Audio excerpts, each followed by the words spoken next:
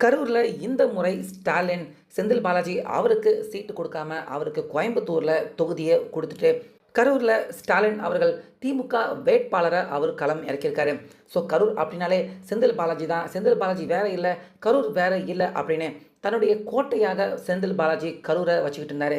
இந்த நேரத்தில் ஸ்டாலின் அவர்கள் கரூரில் செந்தில் பாலாஜி அவருக்கு சீட்டு கொடுக்காம கோயம்புத்தூரில் கொடுத்துட்டு இப்போ அவருடைய கோட்டையில் திமுக நபர் வேற ஒருத்தருக்கு இப்போ ஸ்டாலின் அவர்கள் சீட்டு ஒதுக்குனதால இப்போ கூடிய இருந்து குழி பறிப்பாங்க அப்படின்னு சொல்லுவோம்ல, அந்த மாதிரியான விஷயத்த இப்போ ஸ்டாலின் அவர் கூடவே இருந்து இப்போ செந்தில் பாலாஜி ஸ்டாலின் அவர் முதுகில் குத்துற மாதிரியான விஷயத்த கரூர் தொகுதியை பொறுத்த வரைக்கும் இப்போ செந்தில் பாலாஜி அவர் செஞ்சுருக்காரு. ஸோ இதனால் பார்த்தீங்கன்னா கம்ப்ளீட்டாக கரூரில் இருக்கிற திமுக நிர்வாகிகள், மாவட்ட தொண்டர்கள், இப்படி எல்லாருக்குமே செந்தில் பாலாஜி அவருடைய செய்கையால் இப்போ கரூரில் அவங்களுக்கு உள்ளேயே மோதல், அதிருப்தி, இந்த மாதிரியான விஷயங்கள் ஏற்பட ஆரம்பிச்சிருக்கு. இதனால் கரூரில் இருக்கிற அந்த 4 தொகுதியிலையுமே திமுக படுதோல்வி அடைகிற மாதிரியான விஷயம், சம்பவம் தற்போது ஸ்டாலின் அவராலையும் அதே போல் செந்தில் பாலாஜி அவராலையுமே கரூரில் திமுக ரொம்ப மோசமான நிலைமைக்கு இப்போ தள்ளப்பட்டுக்கிட்டு வராங்க. ஸோ அப்படி ஸ்டாலின், முதல்வரான ஸ்டாலின் அவரையே எதிர்த்து இப்போ செந்தில் பாலாஜி அவர் கரூரில் அவங்களுக்கு எதிரான முதுகில் குத்துற மாதிரியான துரோகம் அப்படின்னு எப்படி வேணாலும் வச்சுக்கலாம். அந்த மாதிரியான விஷயத்த செந்தில் பாலாஜி என்ன கரூரில் அவர் செஞ்சுருக்காரு.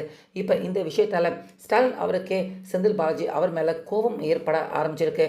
அதே போல் செந்தில் பாலாஜி சகோதரர் இவங்க 2 பேர் மேலேயுமே செம்ம கடுப்பில் இருக்கார் ஸ்டாலின் இப்போது. ஸோ அப்படி என்னதான் நடந்திருக்கு கரூர் சம்பவத்தில், எதுக்காக செந்தில் பாலாஜி கூடவே இருந்து குழி பறிக்கிற மாதிரியான செயலை செஞ்சுருக்காரு, அப்படி என்னதான் செஞ்சுருக்காரு அப்படிங்கிற முழு விவரம் எல்லாத்த பற்றியும் இந்த வீடியோவில் பார்க்கலாம். வீடியோவை ஸ்கிப் பண்ணாமல் பாருங்கள். அதாவது கரூரை பொறுத்த வரைக்கும் கரூர் மக்கள் அவங்க எல்லாருமே செந்தில் பாலாஜியை ரொம்ப பெரிய அளவில் நம்புகிற மாதிரியும், கரூர் மக்களுக்கு செந்தில் பாலாஜி அவங்கள காப்பாற்றுறதுக்கு இவர் மட்டும்தான் இருக்கார் அப்படிங்கிற ஒரு போலி பின்பத்தை தான் செந்தில் பாலாஜி இத்தனை வருஷமாக கரூரில் அவர் கட்டமைச்சு வச்சுருந்தார். பத்தாக்குறைக்கு விஜய் அவருடைய அந்த கரூர் சம்பவம் நடந்ததுக்கப்புறமா கரூரை பொறுத்த வரைக்கும் செந்தில் பாலாஜி அவருடைய பெயர் நாரி போச்சு அப்படின்னு தான் சொல்லணும்.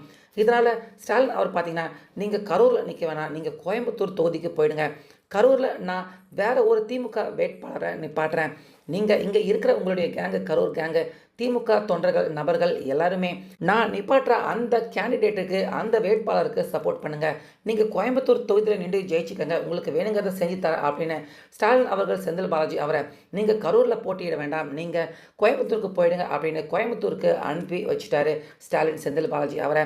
ஸோ அந்த நேரத்தில் கம்முன்னு ஸ்டாலின் அவர் சொல்கிறது எல்லாத்தையுமே செந்தில் பாலாஜி கம்முன்னு கேட்டுக்குவார் அப்படிங்கிற மாதிரி சிரிச்சுக்கிட்டே சரின்னு ஓகே சொல்லிவிட்டு கோயம்புத்தூர் தொகுதிக்கு போயிட்டார் செந்தில் பாலாஜி.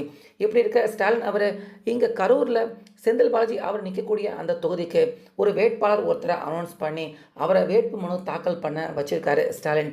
ஸோ இந்த இடத்துல தான் பார்த்தீங்கன்னா செந்தில் பாலாஜி எந்த மாதிரியான ஒரு மோசமான அரசியலை அவர் செஞ்சுருக்காரு அப்படிங்கிறத அப்பட்டமாக ஸ்டாலின் நிச்சயமாக உணர ஆரம்பிச்சிருப்பார்.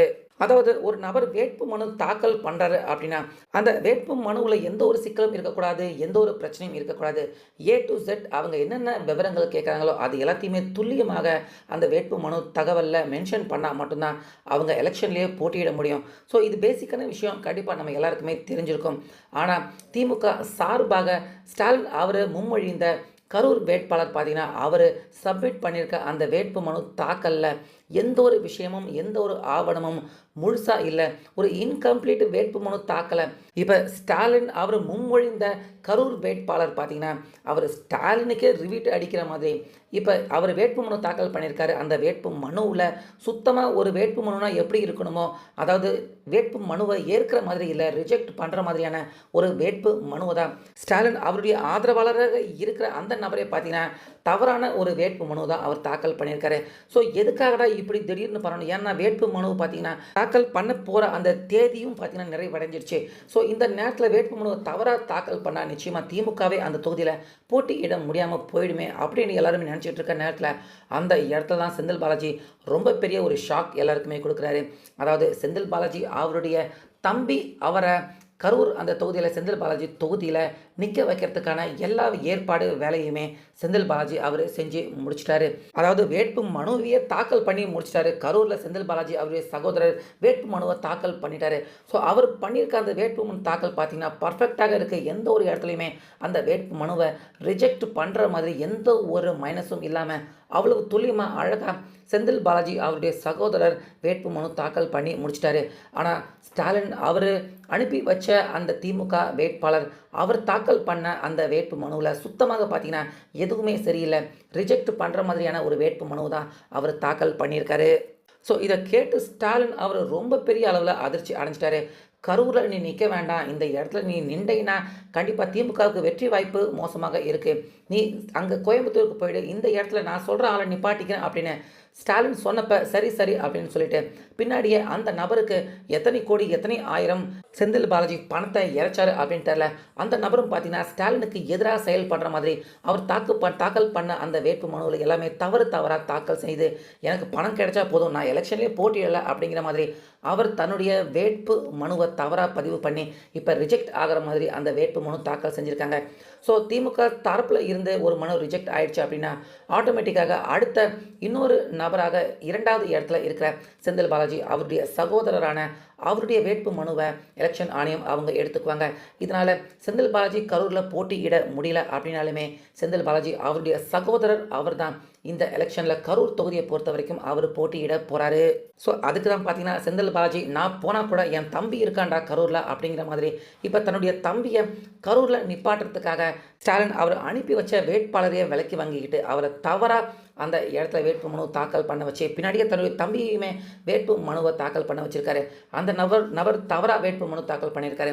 செந்தில் பாலாஜி தம்பி கரெக்டாக வேட்பு மனு தாக்கல் பண்ணதால் இந்த எலெக்ஷனில் திமுக தரப்பில் இருந்து செந்தில் பாலாஜி அவருடைய தொகுதியில் நிற்க போகிறது செந்தில் பாலாஜி அவருடைய சகோதரர் தான். ஸோ இதை கேட்டு ஸ்டாலின் அவர் ரொம்பவே அதிர்ச்சி அடைஞ்சிருக்காரு. கரூரை இந்த அளவுக்கு தன்னுடைய கட்டுப்பாட்டாக தன்னுடைய கோட்டையாக இப்படி விட்டு கொடுக்காம செந்தில் பாலாஜி இவர் இருக்காரு.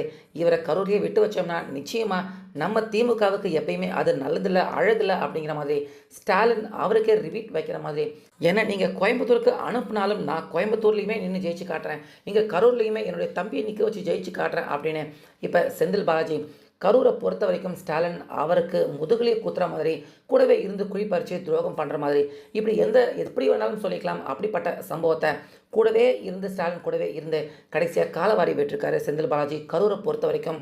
இதனால் ஸ்டாலின் அவருக்கு மட்டும் கோபம் ஏற்படலை. கரூரில் இருக்கிற லோக்கல் திமுக நபர்கள் திமுகவுக்கு ஆதரவான மக்கள் இவங்க எல்லாருமே தற்போது செந்தில் பாலாஜி அவர் மேலே கோபம் அடைஞ்சிக்கிட்டு வராங்க.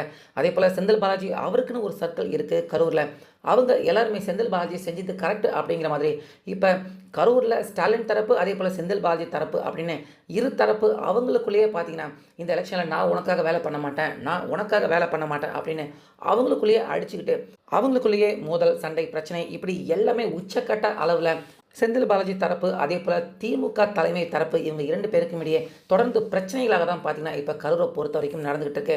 ஸோ இதனால் தான் நினச்சது கரூர் தொகுதியில் நடக்கலையே அப்படின்னு செந்தில் பாலாஜி அவர் மேலே பயங்கர கடுப்பு கோபம் அதிருப்தியில் தான் ஸ்டாலின் இருக்கார்.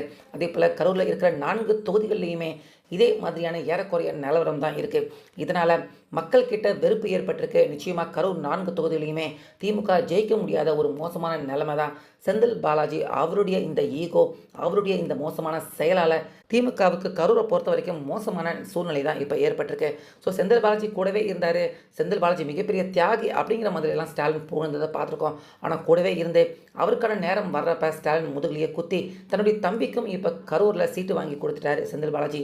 செந்தில் பாலாஜி அவருடைய இந்த அரசியல் தனத்தை பற்றி உங்கள் கருத்தை கமெண்ட்டில்